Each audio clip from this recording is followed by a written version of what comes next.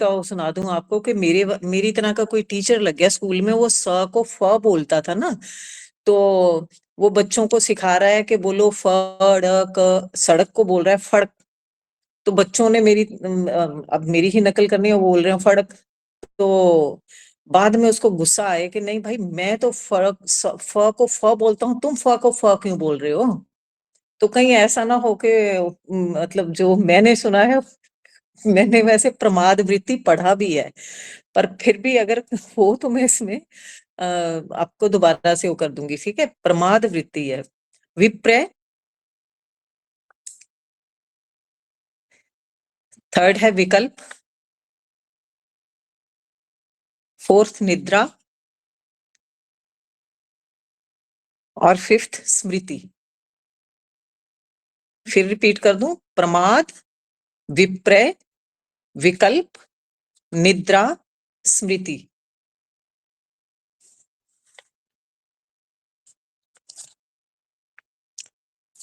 ठीक है जी, next question करें। योग सूत्र की रचना कब हुई थी? अंदाजा मतलब कितना का टाइम पहले? योग सूत्र की रचना ये लगभग 3000 वर्ष पूर्व हुई है, ठीक है जी। योग सूत्र की रचना 3000 वर्ष पूर्व हुई।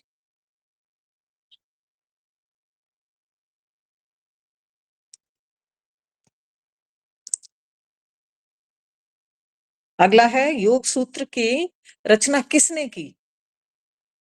ये मेरे ख्याल लिखवाया होगा शायद, या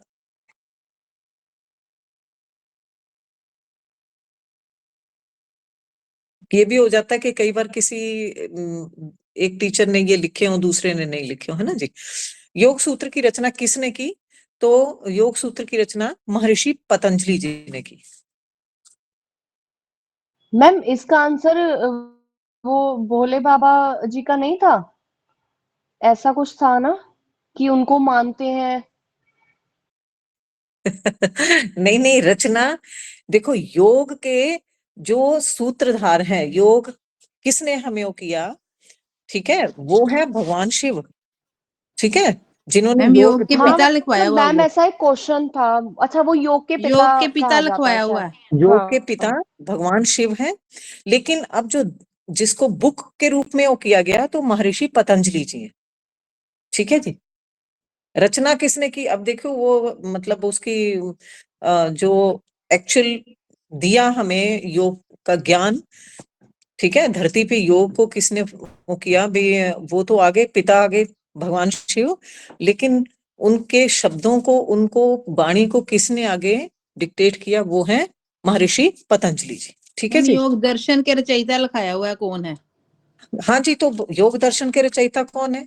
महर्षि पतंजलि लिखवाया हुआ है ये। बस यही तो मतलब हुआ है ना जी, हाँ जी। प्रश्न वही है, ठीक है।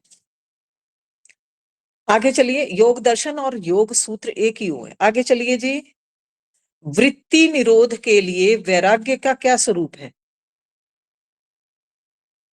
वृत्ति निरोध के लिए वैराग्य का क्या स्वरूप है?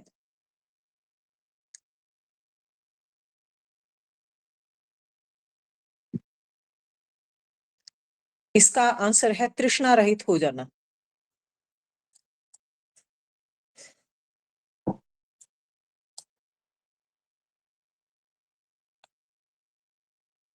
मैम क्या आंसर है? तृष्णा रहित हो जाना, ठीक है जी। बिना किसी मतलब हमारे अंदर होता कि मेरे को ये भी मिले, वो भी मिले, वो तृष्णा खत्म हो जाती है, ठीक है जी। वृत्ति का निरोध जब होता है तो आदमी अंदर से सेटिस्फाई हो जाता है, संतुष्ट हो जाता है, उसकी तृष्णाएं शांत हो जाती हैं, ठीक है जी। पतंजलि योग शास्त्र के अनुसार हे से क्या अभिप्राय है? पतंजलि योग शास्त्र के अनुसार हे, ह को एक ही मात्रा और य, हे से क्या अभिप्राय है?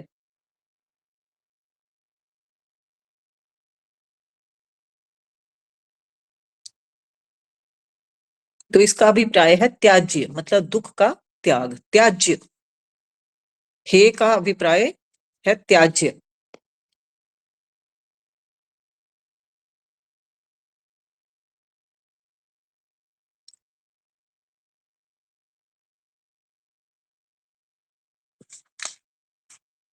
मैम एक क्वेश्चन अभी आपने पीछे बताया, बोला था कि ये वृत्तियों का अर्थ क्या है, थोड़ा सा और पीछे है मैम, जब वृत्तियों के प्रकार बताए थे, तो वृत्तियों का अर्थ क्या है मैम, इसका आंसर क्या होना चाहिए?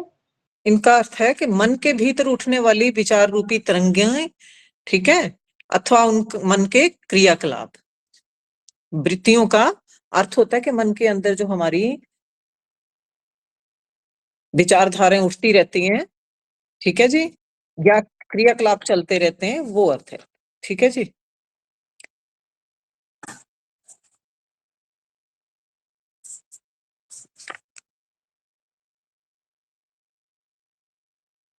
अगला प्रश्न बोलो।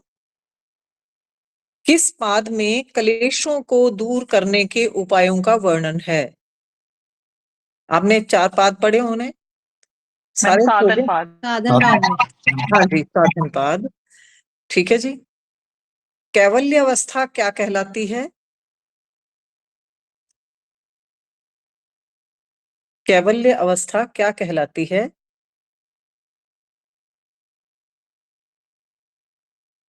तो इसको बोलते हैं गुणातीत अवस्था। ठीक है जी, गुणातीत। सुख दुख से परे, मतलब अपने आप में शांत हो जाना, गुणातीत।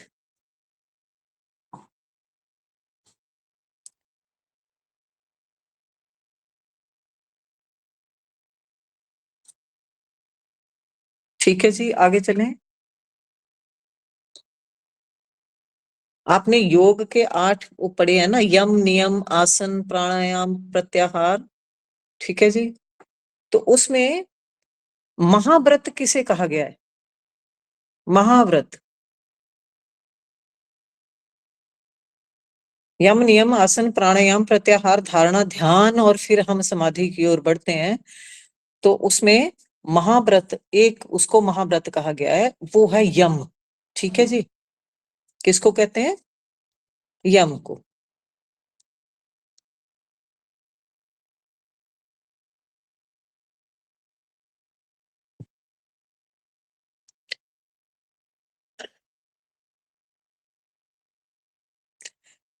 हृदय एवं वात रोगों के लिए अभी परसों चौथ मेरे ख्याल है मुद्राओं का आपकी डिस्कशन हुई थी, तो उसमें मैम ने भी बड़े अच्छे ढंग से आपको मुद्राएं करवाई थी। तो उसमें एक मुद्रा उन्होंने बताई थी कि हृदय मतलब हार्ट की प्रॉब्लम हो या वायु रोग हो, ठीक है जी, दोनों चीजें जब इकट्ठी हमने वो करनी है, तो कौन सी मुद्रा लगा के हमें प्राणायाम करना चाहिए? अगर हमें ये प्रॉब्लम है, हार्ट की प्रॉब्लम है, वायु रोग भी है, तो हमें कौन सी मुद्रा लगानी चाहिए? अपान बाजू। अपान वायु। उसको लगाएंगे कैसे परमदीप जी, याद है ना? ऊपर ऊपर करना थोड़ा हाथ।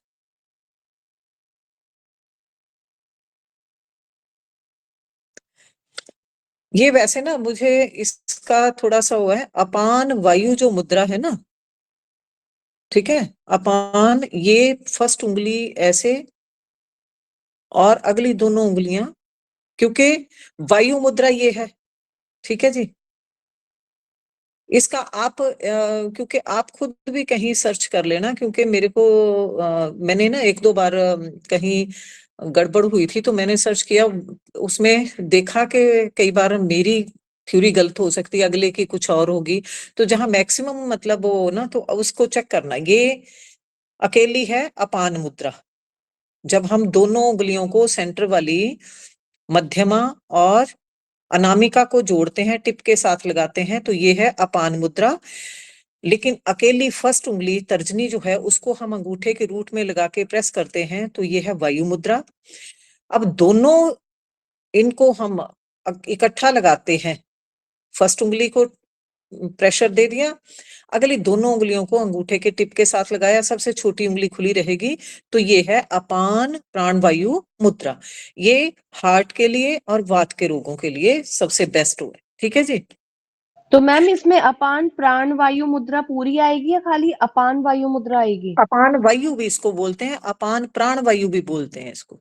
ठीक है जी। हाँ, अगर अकेले अपान मुद्रा बोली है तो फिर ये वाली है। ठीक है जी, तो फिर ये। हाँ जी, आगे चलें। वाणी में कितनी इंद्रियां होती हैं?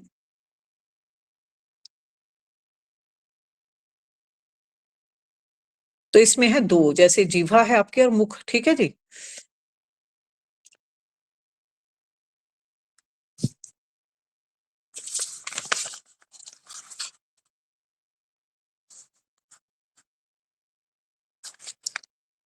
साइनस का उपचार किस क्रिया द्वारा होता है?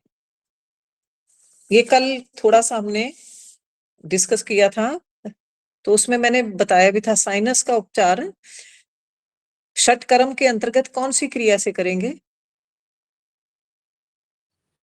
नेति नेति से।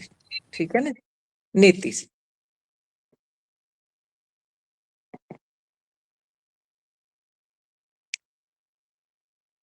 अभ्यास क्या है? अभ्यास किसे कहते हैं? जब हम किसी चीज को करने का बार बार प्रयास करते हैं तो वही अभ्यास है। आम हमें पता सब कुछ होता है, लेकिन हम ना कंफ्यूज होते हैं, पता नहीं ये कौन सा अपना होगा पहाड़, है ना। मतलब प्रैक्टिस करना, बार बार किसी काम को करने की प्रैक्टिस, या प्रयत्न हिंदी में हम कहेंगे, बार बार किसी कार्य को करने का, या चित्त, ये योग की भाषा में जो है वो अभ्यास क्या है कि चित्त की वृत्तियों को रोकने का प्रयत्न। ठीक है जी। चित्त की वृत्तियों को निरुद्ध करना, हाँ, निरुद्ध या रोकना। देखो कंट्रोल हो। एक ही मतलब है। ठीक है, निरुद्ध करना, रोकना, उसको मतलब लगाम लगाना, ये सारा एक ही उसका अर्थ है।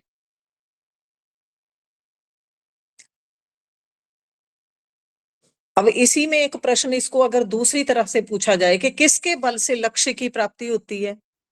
हम किसी मंजिल को प्राप्त करने अभ्यास के के लिए बल से। अभ्यास के बल से, मतलब प्रश्न वही है, लेकिन जब घुमा के पूछा गया तो उसका अर्थ अलग हो गया।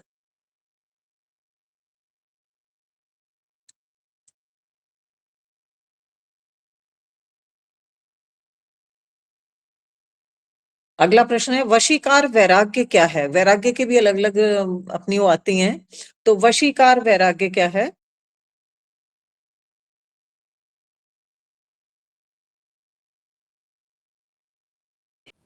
ऑप्शन दो, हमारी थोड़ी ब्रेनस्टॉर्मिंग हो। हाँ जी, इसमें ना एक्चुअली हमें जो करवाया था मैं उसी मुताबिक आपको कर रही हूँ, क्योंकि इस टाइम पे ज्यादा कंफ्यूज करेंगे तो फिर मुश्किल होगी। ठीक है जी, तो आप जितने का नोट कर सकते हैं उतने वो कर लें, कि बाकी क्योंकि हम जब क्लासों में आम वो करते हैं तो फिर डिस्कस होते रहेंगे ऐसे, फिर अगर पेपर के टाइम ज्यादा लोड डाला जाए ना जी, तो फिर गड़बड़ होती है। तो इसका वैसे हुआ है कि देखे एवं सुने हुए विषयों में तृष्णा का ना होना। देखे और सुने हुए विषयों में तृष्णा का ना होना।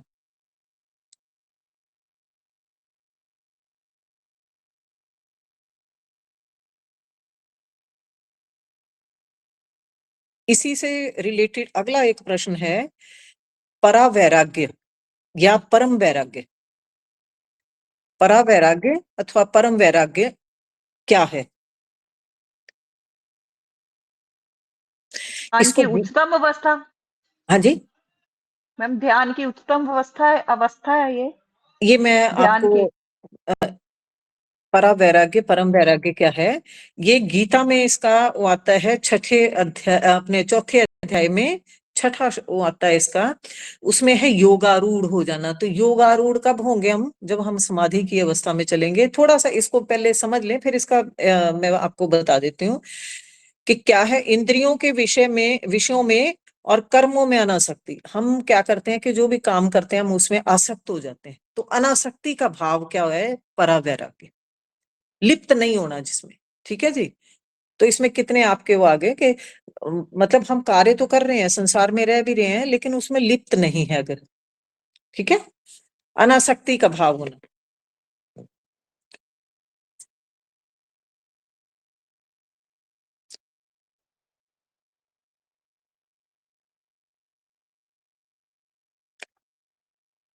लिख लिया जी, आगे चलें।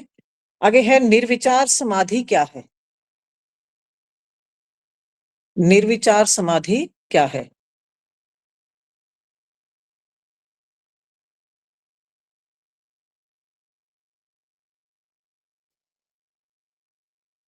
तो निर्विचार समाधि आप सुबह जब हम योग करते हैं तो उसमें लास्ट में जो प्रणव प्राणायाम करते हैं उस वो क्या होता है, हमारा समाधि की ओर बढ़ने का एक छोटा सा प्रयास, कि हम यम नियम में हमने कर लिया कि जी सत्य बोला, अहिंसा की, ठीक है जी। फिर नियम में भी कि जैसे शौच और तब करना है ईश्वर प्रणिधान, यानी भगवान से जुड़ने का हमने प्रयास करना है। फिर आसन के द्वारा हम शरीर को साधते हैं और फिर प्राणायाम करते हुए हम प्रत्याहार, फिर ध्यान और फिर धारणा, और उसके बाद हम समाधि की ओर बढ़ते हैं। तो उसमें निर्विचार समाधि कब लगती है कि जब समाधि में शब्द, अर्थ और ज्ञान का विकल्प खत्म हो जाता है, तो वो है निर्विचार समाधि। ठीक है जी, समाधि में शब्द, अर्थ एवं ज्ञान का विकल्प ना रहना। इस प्रश्न को कई बार दूसरी तरह से, क्योंकि ऑप्शन में जब पूछा जाएगा तो ये भी पूछा जा सकता है कि समाधि में शब्द, अर्थ एवं ज्ञान का विकल्प ना रहने को क्या कहा जाता है ना। तो वहां पे आ जाएगा कि जी निर्विकार समाधि, निर्विचार समाधि, निर्विकल्प समाधि, तो वहां निर्विचार समाधि इसका आंसर होगा। ठीक है जी, आगे है चित्त जब सांसारिक पदार्थों की ओर नहीं जाता। जी जी, नहीं शब्द, हाँ जी, शब्द, ज्ञान, अर्थ। अब हाँ जी, अर्थ मतलब कोई भी चीज का अर्थ हम वो करते हैं तो उनमें कोई विकल्प नहीं रहता, यानी सारा कुछ शांत हो जाता है, तो वो हमारी निर्विचार, कोई विचार नहीं है, शून्य में जाते हैं जब। अभी तक वो स्टेज आई नहीं, और जब आपकी वो स्टेज आएगी तो फिर ये घर गृहस्थी छूट जाती है, शांत हो जाता है मन। फिर आप तो कहेंगे हिमालय में ही चलते हैं, यहाँ क्या लेना जलंधर में या उसमें बैठ के ना शोर शराबे में। पर वो भगवान ने भी ऐसे उलझा के रखा होता है, भगवान को पता है कि मैंने यही रखना है इनको आस पास में ही। सारे ऊपर पहुंच गए, महात्मा बन गए, तो फिर संसार नहीं ना चलेगा। कोटन में कोई एक, हाँ जी, कोटन में कोई एक। बिल्कुल बिल्कुल बिल्कुल। हाँ, और वो भी बड़े पुण्य कर्मों से, है ना जी। नहीं तो वहां पे भी हर कमल मैम आप अपना थोड़ा सा चेहरा दिखा दिया करें नीचे, क्योंकि आपके जो है ना एक दिन आपने बहुत अच्छा सुबह सुबह मेडिटेशन करवाई थी और सबको अच्छा लगा होगा, क्योंकि जब हम अंदर से जो होते हैं और वो जब बंटता है ना दूसरों में, तो उसका ना बांटने में जो आनंद आ जाता है ना, तो उसकी खैर कल्पना भी मुश्किल हो जाती है। वो तो जो बांटता है, जो सुख उसको मिलता है, उससे ज्यादा सुख वो लेने वालों को दे देता है। तो कोटन हम में ले रहे हैं, सीख रहे हैं मैम, दे नहीं रहे।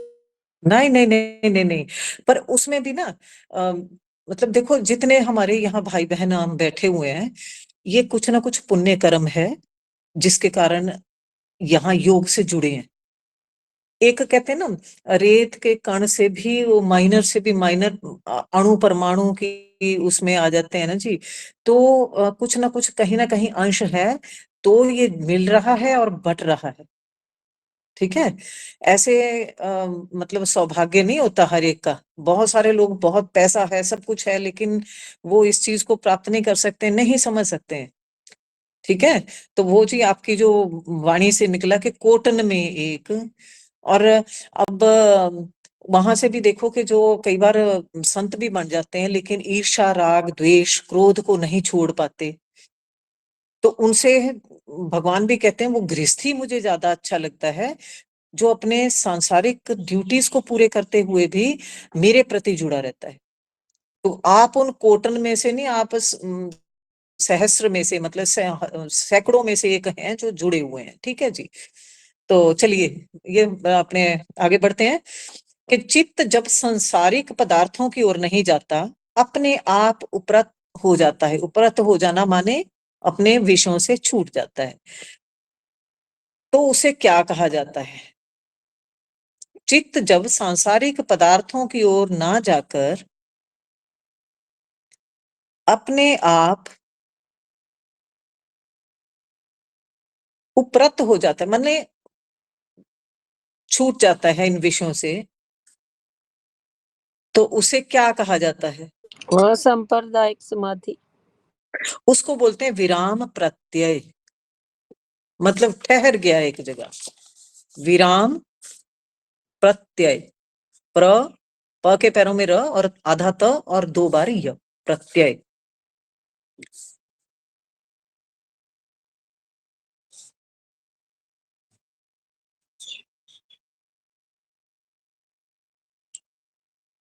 विराम प्रत्यय।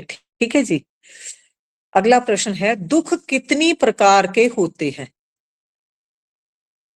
अब ये तो कहते 3 प्रकार 3 के। प्रकार के। हाँ जी, उनके नाम भी बोल दीजिए फिर सोनिया जी।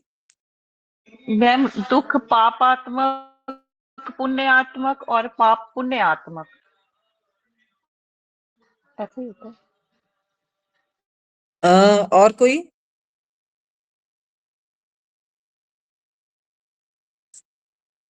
पापात्मक, आधिदैविक, आधि भौतिक और आध्यात्मिक। हाँ जी, ये आधिदैविक, तीन तरह के आधिभौतिक, आधिदैविक आदि। हाँ जी, हाँ जी, कुछ और आध्यात्मिक। प्रकृति के होते हैं, जैसे हमें कोई बीमारी लग जाती है। कुछ जो जैसे जो प्राकृतिक होते हैं वो बचाल आ जाता है, जैसे कोविड आ गया था पीछे, या दूसरे ये भौतिक वाली हो जाती है। कुछ हमारे अपने जैसे होते हैं, जब हम मन शांत नहीं होता, टेंशन में रहते हैं, डिप्रेशन होता है। इस तरह तीन भागों में बांटा गया। हाँ जी, हाँ जी, सर एक बार 3 दोबारा भागों से में। एक एक को समझाइएगा प्लीज। आधिदैविक, आधिभौतिक, आध्यात्मिक, है ना? हाँ जी, तो जैसे भैया ने बताया कि कुछ हमारे फिजिकल अपने पर्सनल आधिदैविक, कुछ नेचर के द्वारा मिले हुए, ठीक है जी, और कुछ जैसे अब ये भी दुख होता है हमें कि हमने ये परमात्मा की तरफ जाने के लिए प्राप्ति नहीं की, ये भी एक दुख ही है। इसको आध्यात्मिक, अध्यात्म में हम नहीं प्राप्ति कर पा रहे हैं और हमारी देह कई बार ऐसे ही छूट जाती है ना जी? तो वो आध्यात्मिक दुख, मतलब अंदर से लालसा भी है लेकिन प्राप्ति नहीं हो पा रही है, आध्यात्मिक। ठीक है जी।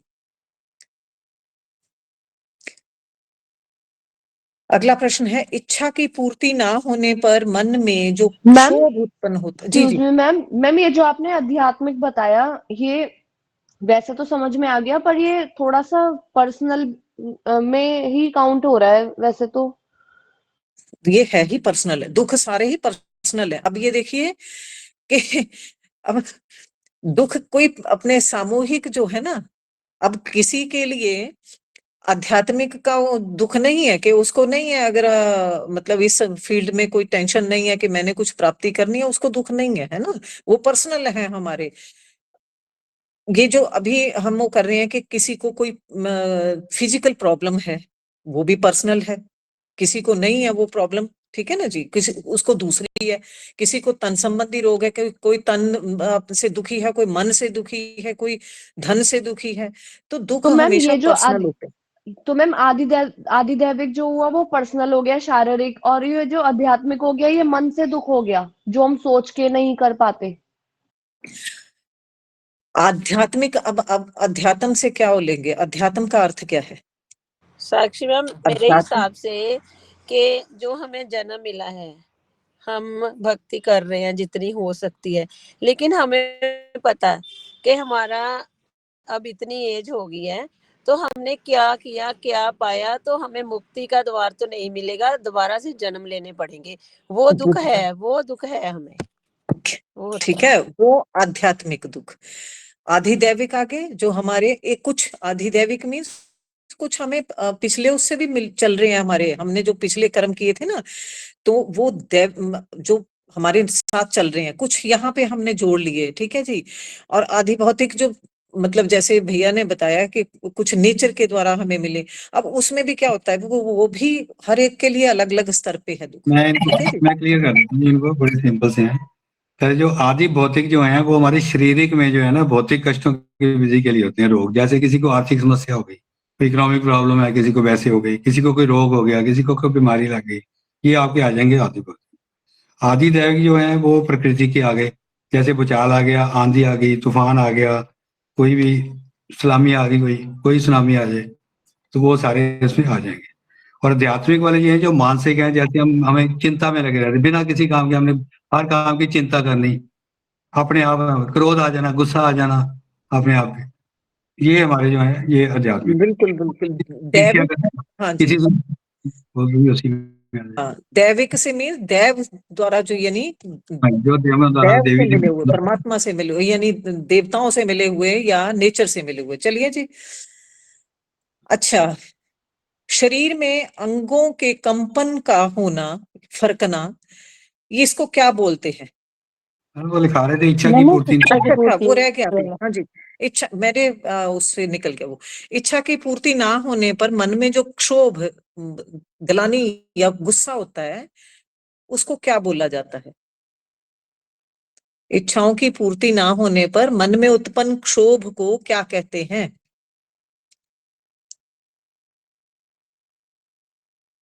कैवल्य। नहीं नहीं, कैवल्य द्वेष तो बड़ी कहते, ऊंची। द्वेष कहते हैं मैम, हाँ जी, द्वेष। दौर्मनस्य, योग की भाषा में उसे कहेंगे दौर्मनस्य। दौ, द को औ की मात्राएं, और म के ऊपर र, न आधा स और य, दौर्मनस्य। बोलना शुरू में मैम, दबात वाला द। हाँ हाँ, द दबात वाला। द को औ की मात्राएं, ठीक है जी। ओ औ जो होता है ना औरत वाला, वो मात्राएं दोनों। फिर म के ऊपर र, दौर्म बन गया। आगे नस्य, न आधा स और य, दौर्मनस्य।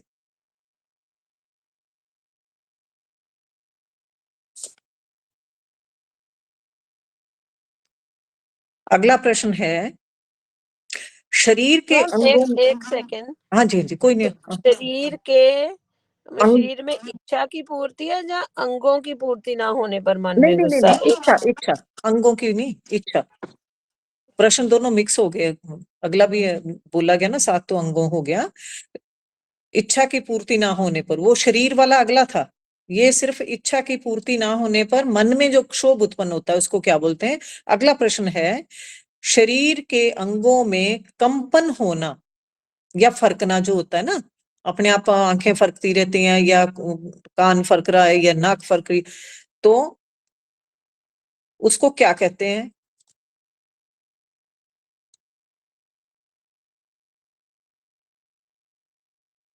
शरीर के अंगों के कंपन अथवा फरकने को क्या कहते हैं? तो इसका आंसर आएगा अंग में, अंग मेज यत्व। अब लिखेंगे कैसे? ग में ज यत्व, य और आधा त और व, अंग मेजत्व।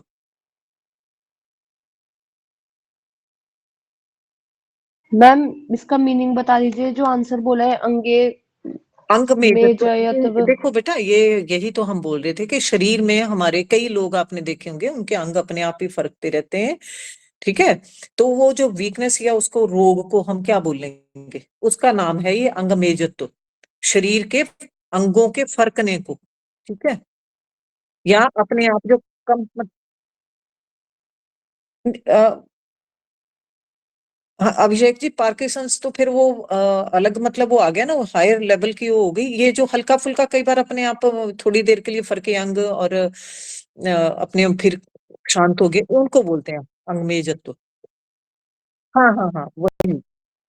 हाँ, या कंपन हो जाती है कई बार थोड़ी उसमें शरीर में। ये जो परमानेंट है, ये तो फिर रोग आ गया ना, ये थोड़ी देर वाला हुआ है। हाँ जी, आगे चले। हाँ जी, हाँ जी, हाँ जी।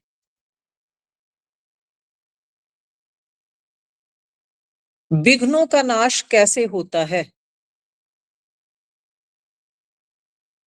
विघ्नों का नाश कैसे होता है?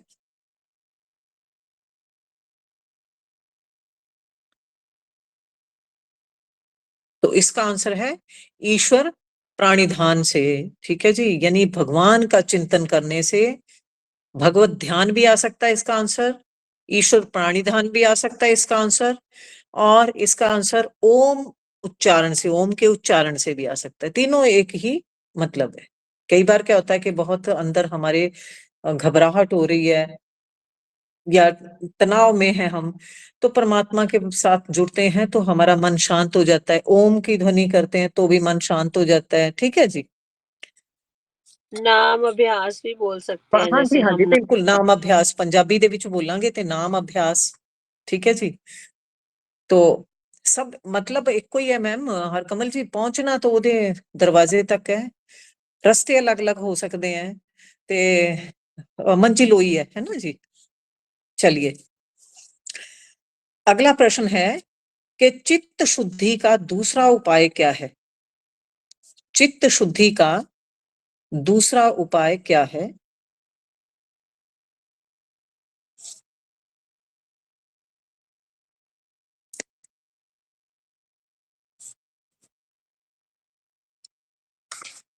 सुखी मनुष्यों के से मित्रता की भावना।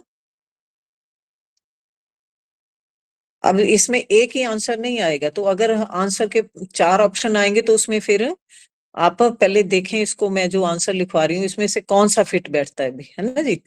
सुखी मनुष्यों से मित्रता की भावना, दुखी मनुष्यों से दया की भावना, ठीक है जी, पुण्यात्माओं से प्रसन्नता की भावना,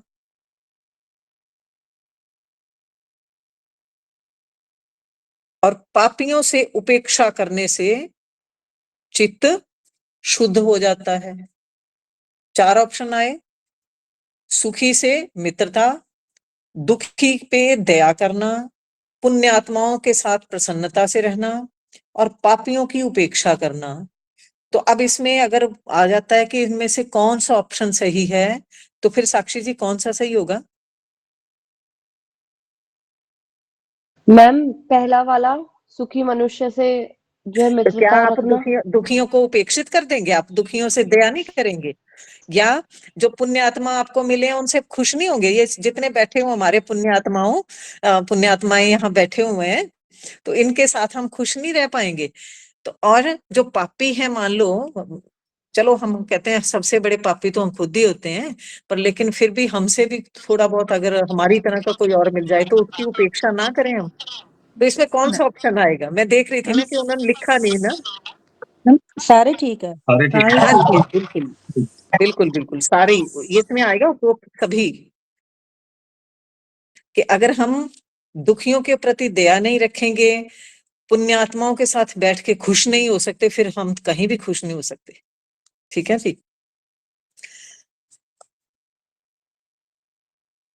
मैम मैंने आपका प्राणवायु सुन को रही थी कि इन ऑप्शंस में कौन सा आएगा, मुझे नहीं पता था कि सारे आएंगे। मैं ऑप्शन एक मैं पहले सोच के बैठ गई थी कि यही हो सकता है आंसर।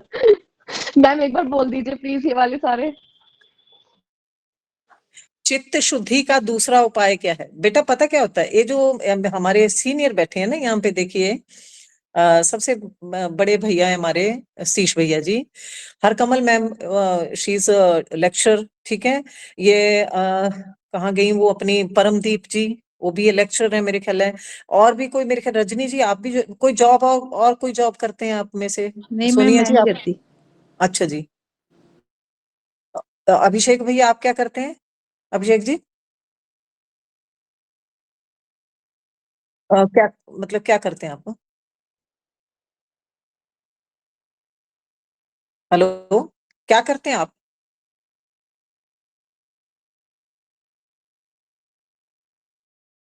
नहीं नहीं नहीं नहीं, कोई बात नहीं, मैं आपको डिस्टर्ब नहीं कर रही जॉब। हाँ तो हाँ, अच्छा अच्छा अच्छा, ठीक है जी, कोई बात नहीं, आप कर लीजिए ऑफ, मतलब देख लिया मैंने भी, आप जॉब करते हैं तो अपनी अपनी दिक्कतें हैं सबकी।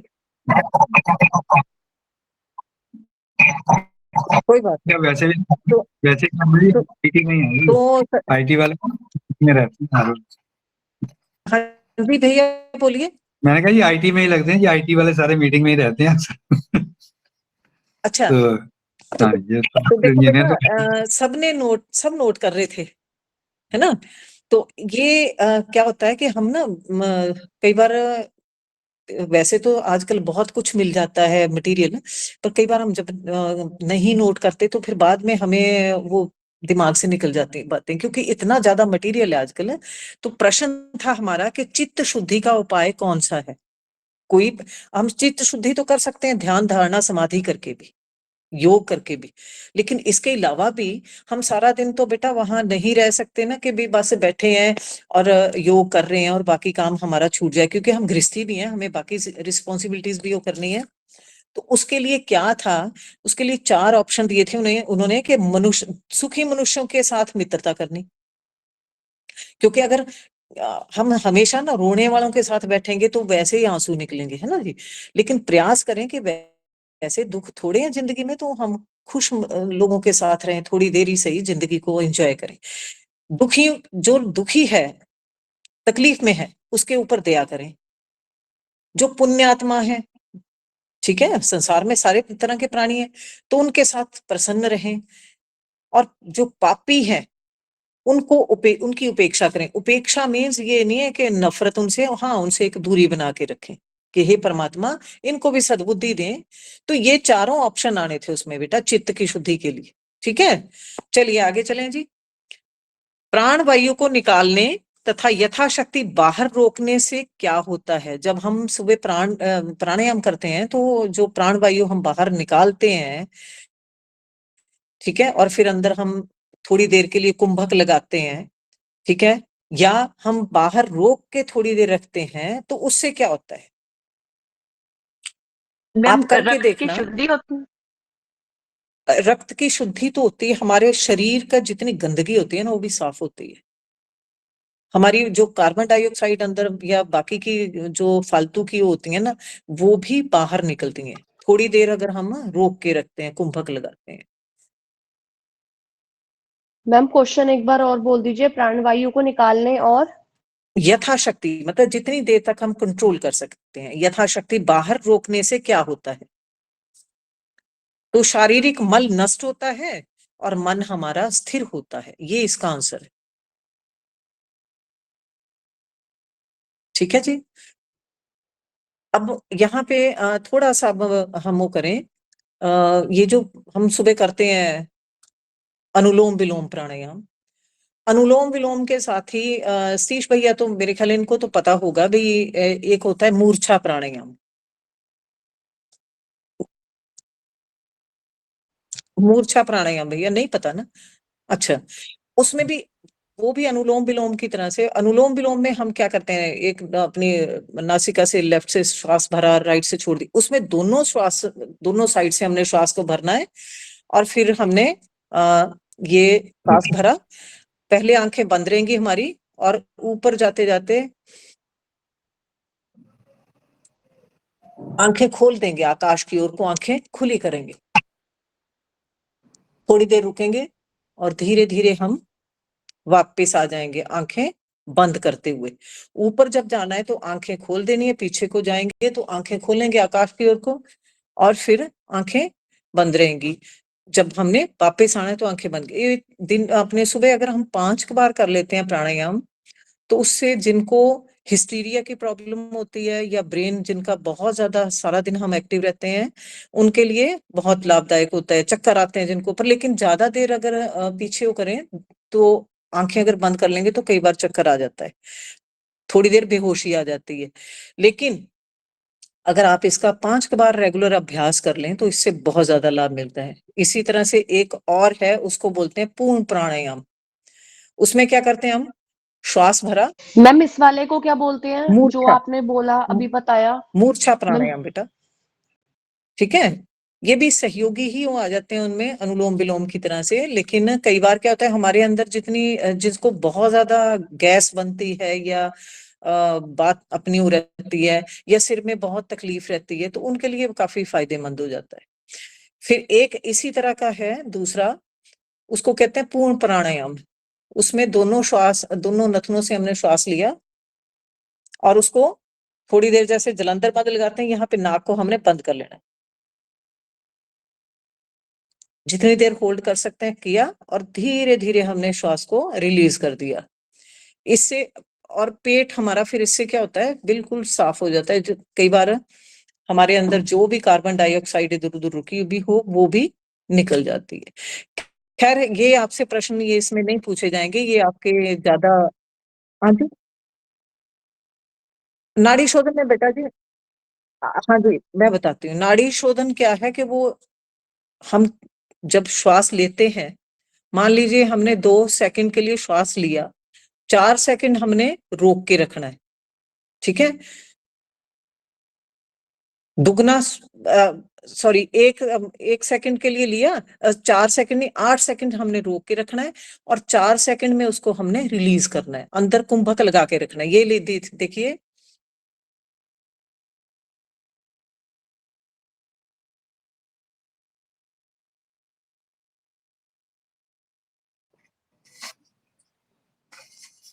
मन ही मन आप गिनती करेंगे, ठीक है ना।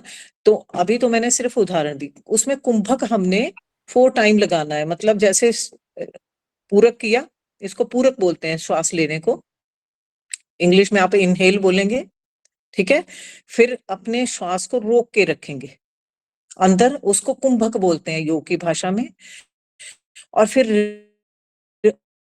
जिसको रिलीज करते हैं उसको रेचक बोलते हैं। तो 1, 4 और 2 की उसकी रेशो होती है। ये अभ्यास 21 दिन तक हम वो करके धीरे धीरे इस अभ्यास को करते हैं, उससे एक एक नस नाड़ी खुलती है। पर लेकिन हमें उसको करना प्रॉपर तरीके से है। हम क्या कर रहे हैं आजकल? जी जी, क्या बोला आपने? प्रश्न मुझे सुनाई नहीं दिया प्रॉपर।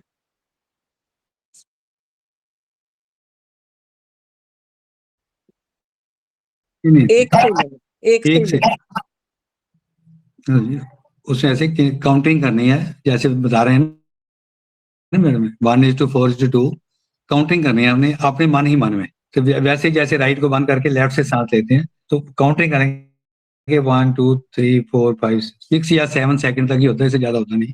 अगर 6-7 तक किया है या 5 सेकंड तक किया है, तो 5 4 से 20 सेकंड तक रोकना है, फिर 10 सेकंड तक बाहर निकालना है। जैसे ये बता रहे हैं कि 1:4:2 करना ऐसे ही है, एक साइड से लेना दूसरी ये साइड। हाँ जी सतीश भैया, ये ना हमें प्रश्न आया था, और उसमें क्योंकि मैंने बताया कि थोड़ा सा शौक था बचपन से, तो हमारे फादर इन लॉ करते होते थे ना, तो मैंने उनको सुना था कि 1:4:2 की रेशो होती है।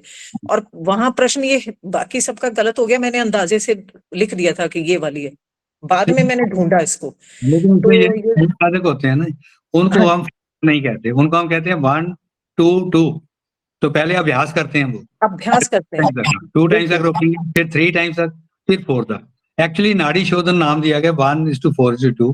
उसके अभ्यास के लिए हम 7 बार, अगर 6 सेकंड आपने लिया 6 सेकंड में, तो 12 सेकंड तक रोके, फिर 12 में बाहर निकाल, फिर धीरे धीरे अभ्यास होने के बाद फिर 18 कर लो, 3 टाइम्स कर लो, फिर 4 टाइम्स। चलिए अब हम प्रश्नों को करते हैं, क्योंकि मैम 52 हो एक चुके हैं। चीज मेरे को हाँ जी, पूछनी है हाँ मैम, बोलिए। ये जो आपने मैम मूर्छा वाला बताया, वैसे तो देखो आप कह रहे हो ये नहीं आना, बट फिर भी एज नॉलेज के लिए मूर्छा प्राणायाम जो आपने मैम बताया, उसमें हम अपने हमारी आंखों का रोल है कि हमें आंखें बंद करके जाना है और ऊपर जाके आसमान की ओर खोलना है, सांस पीछे जाएगी, पीछे रोकनी है, और फिर सांस छोड़ते हुए वापस आना है अपनी आंख को बंद करते हुए। ये आंख मैम बंद मूर्छा करते हुए, है। बिल्कुल हाँ, धीरे धीरे। और आप नोटिस अच्छा। करना, इसमें थोड़ी देर के लिए नोटिस करना, जब आप पहली बार अभ्यास करते हैं इसका ना, थोड़ी देर के लिए ब्रेन स्टॉप हो जाता है, और ऐसे लगता है जैसे बेहोश हो जाता है आदमी ना। करना इसको आराम आराम से, पहले नहीं हो तो मैम एक से। ऐसा मैंने मॉर्निंग में ट्राई किया है, आसमान को थोड़ी देर कंटिन्यू देखते रहो तो आपका ये थोड़ा सुन हो जाता है मैम, नहीं पता होता। ये मैम ट्राई किया हुआ है, बट ये बैठ के होगा या खड़े होके होगा? नहीं, बैठ के कोई भी प्राणायाम है वो बैठ के ही होगा। उसमें आप और सुखासन मैम में ये बैठे, पूर्ण में, पद्मासन में मैम बैठे। पूर्ण में आई, अच्छा। हाँ, और मैम पूर्ण में कोई हमारी आईज का भी रोल होता है या नहीं, नॉर्मल हमें सिर्फ बंद करना है? आंखें प्राणायाम करते समय हमेशा हमारी आंखें बंद होनी चाहिए। प्राणायाम हमेशा स्लो स्पीड पे करना होता है। आजकल क्या हो रहा है कि आजकल मिक्सिंग हो गई है और उससे हमें नुकसान भी हो सकता है। अभी मैं आपको थोड़ा सा उस पे भी टिप दूंगी आपके सूर्य नमस्कार पे, कि जब भी हम सूर्य नमस्कार करते हैं तो थोड़ा सा हमें पोस्चर का ध्यान रखना है। हरकमल दीदी, अभी अपने हरकमल जी, आप जूनियर हैं मेरे से, वो नहीं करना, इस वक्त नहीं करना, खाली पेट करो प्राणायाम ना। खाली पेट करेंगे बहुत अच्छा अपना वो मिलेगा। इस वक्त हमने खाना खाया है, उल्टा लेने के देने पड़ सकते हैं। कोशिश करें प्राणायाम या तो शाम को जब आप मतलब बिल्कुल खाली हो पेट, मतलब शांत हो गया हो भोजन हमारा अपना हो गया तो, नहीं तो ओम का उच्चारण आप कभी भी कर सकते हो।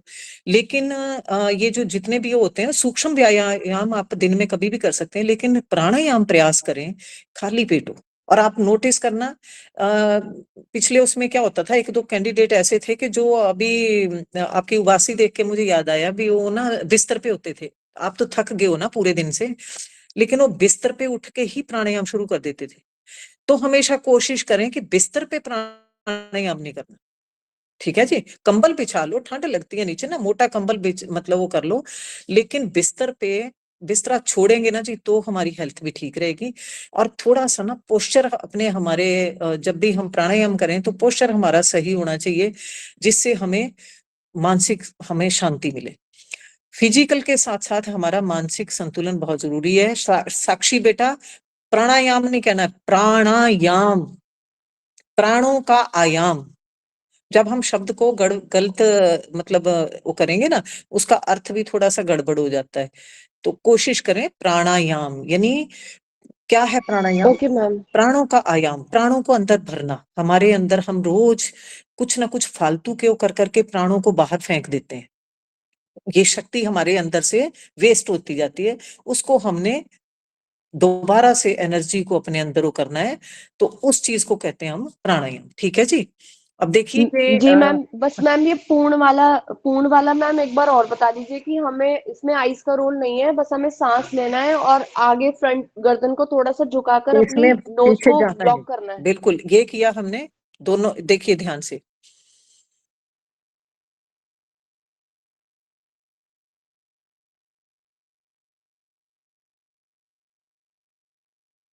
इसमें थोड़ा सा मैम प्रेशर आ रहा है ना गले पर, गले पर भी आएगा, सांस को रोककर। पेट के अंदर को श्वास को हमने भेज देना है। और जब हमने छोड़ना है, अभी मैं इसलिए नहीं भेज रही हूँ कि खाना पचा नहीं है पूरी तरह ना, तो मैंने सिर्फ ये आपको बताया कि थोड़ी देर इसको रोकना है। लेकिन जिनका हार्ट की प्रॉब्लम है, हाई बीपी है, तो ज्यादा नहीं रुकेंगे, जल्दी से अपना वो कर देंगे। ठीक है जी। और मैम जब छोड़ देंगे तो दोनों दोनों नॉस्ट्रल से ही दोनों छोड़ेंगे, से जब ही लेना लास्ट है, में दोनों से छोड़ेंगे ही तो। छोड़ना है, धीरे धीरे छोड़ना है, धीरे धीरे भरेंगे, धीरे धीरे छोड़ेंगे। ठीक है। प्राणायाम में कोई जल्दबाजी नहीं करनी है, अदरवाइज बीपी लो या नॉर्मल होने के बजाय हाई हो सकता है। प्राणायाम हमेशा टिक के करना है, शांत होके करना है। ठीक है जी। तो चलिए, कोई और प्रश्न है तो उसको कर लेते हैं। मैम आप सूर्य नमस्कार के हाँ, बारे में कुछ सूर्य बताने नमस्कार का ना, जैसे घुटना जो होता है ना, हम आगे लेके जा रहे हैं। पहले तो कोशिश करूंगी मैं सुबह मतलब उसमें थोड़ा सा वो करने की। जैसे हम पहले नमस्कार कर रहे हैं खड़े होके, ठीक है जी, तो पीछे जा रहे हैं बिल्कुल, मतलब अर्ध चंद्र बनाते हुए। जब हमने नीचे को झुकना है तो हमारी जो टांगे हैं ना, वो और हमारी हिप एक सीध में होनी चाहिए। अगर हम सीध में नहीं रख सकते तो घुटने थोड़े से चाहे वो कर लें, पर लेकिन उसको बहुत स्ट्रेट अकड़ा के नहीं रखना है, अदरवाइज घुटनों पे प्रेशर पड़ेगा। ठीक है जी। जो हम ये बोलते हैं ना, हाथ हमारे और मतलब 20 उंगलियां हमारी एक लाइन में होनी चाहिए, तो उसके लिए हमें जबरदस्ती नहीं करनी। लेकिन अगर मतलब वो हो रहा है ना, तो घुटनों को हल्का सा मोड़ कर अपना कर दें, प्रयास करें कि नीचे कर लें। फिर हम करते हैं जब ये आपके अश्व संचालन, उसमें हम बहुत सारी गलतियां कर जाते हैं। उसमें क्या होता है कि घुटना हमारा आगे जा रहा है, ऐसे हो रहा है, तो घुटना हमारा हमारे हाथों के साथ ही रहेगा, स्ट्रेट रहेगा। ठीक है जी। पीछे वाला हो सके बिल्कुल खींच के रखें, नहीं अगर खींचा जा सकता तो उसको जमीन पे लगा लें, लेकिन जो अगला घुटना है वो बहुत सारे मेंबर क्या करते हैं, वो आगे झुका हुआ है, गर्दन हमारी कहीं जा रही है, वो बिल्कुल स्ट्रेट होना चाहिए और गर्दन हमारी ऊपर दिखे, जैसे घोड़ा। कितनी कितनी देर रुकना है एक आसन में? ऐसा है देखो, मैम प्लीज कल ये करवा दीजिएगा एक बार, ये जो सूर्य प्राणायाम है ना, ये क्लियर नहीं हो प्राणायाम है रहा, ना, एक बार में प्राणायाम। मॉर्निंग में हो जाएगा। प्राणायाम नहीं, प्राणायाम। मैम प्राणायाम। हाँ कोई बात नहीं है, उनको मैं फिर बोलूंगी कि थोड़ा सा। आसन है जो सूर्य नमस्कार। हाँ जी, हाँ जी, नहीं वो हर कमल जी करवाते हैं वैसे, तो उसमें मतलब ये ध्यान रखना है कि हमने घुटने जो है स्ट्रेट रखने हैं।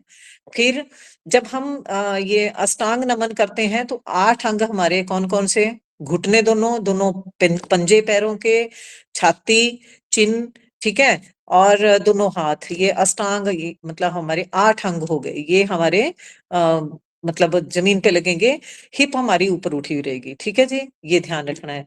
फिर जब हम करते हैं ना आपका ये भुजंगासन, उसमें हम गलतियां कर जाते हैं, उसमें हमारे हाथ ऐसे बाहर को जा रहे होते हैं और हम कहीं होते हैं, वो हाथ हमारे छाती के साथ लगे होने चाहिए, ये ध्यान रखना है। जितना हम इधर उधर को फैलाएंगे वो एनर्जी वेस्ट होगी। तो चलिए, बाकी इतनी चिंता की वो नहीं है, डिस्कस करते रहेंगे। और क्योंकि वो दीदी अपने हमारे वो हरकमल जी भी और परमदीप जी अभी पहुंचे हैं ड्यूटियों से, तो इन्होंने बोलना भी, एक तो थके होते हैं तो चाय पानी नहीं पीने मैम, का। हम नहीं थकते, आपकी बातें सुन के तो फ्रेश हो जाते हैं। नहीं नहीं, फिर भी चलो, वो सुबह देखो मैम प्रैक्टिकल कर लेते हैं सूर्य नमस्कार का। चलिए फिर मैं, सुबह सुबह सुबह मैम। अच्छा सुबह ठीक है।